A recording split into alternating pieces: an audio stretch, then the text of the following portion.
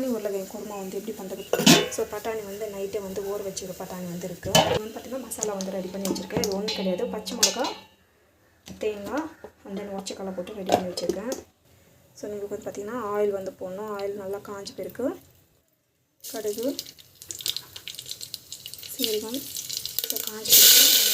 இஞ்சி பூண்டு paste, so இது நல்லா வந்து வதக்கிடுங்க. நேற்று லீஸு, ஸோ டொமாட்டோ வந்து ஆட் பண்ணிக்கலாம். நல்லா வந்து வதக்கணும். ஸோ நம்ம வந்து பார்த்திங்கன்னா தனியா பொடி வந்து கொஞ்சமாக ஆட் பண்ணிக்கலாம்.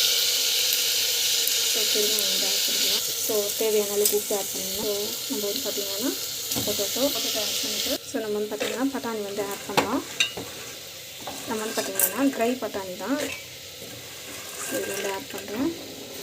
ஸோ நம்ம வந்து பார்த்திங்கன்னா நம்ம வந்து மசாலா வந்து அரைச்சிருக்க மசாலா வந்து ஆட் பண்ணிக்கலாம்.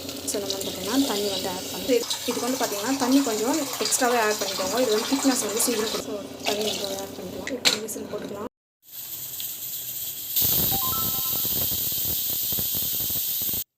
நல்லா முடிஞ்சிட்டு நம்ம வந்து கைட்டு விட்டுருவோம். ஸோ இப்போ வந்து பார்த்திங்கன்னா சூப்பராக வந்து ரெடி ஆகிடுச்சு. ஸோ இதில் வந்து பார்த்திங்கன்னா இது வந்து பார்த்திங்கன்னா இப்படி வந்து ஸ்மாஷ் பண்ணி வாங்கணும். சூப்பராக வந்து கிரேவி வந்து ரெடி ஆகிடுச்சு. வீட்டில் ட்ரை பண்ணி பாருங்கள். கண்டிப்பாக அந்த வீடியோ பிடிக்கும்.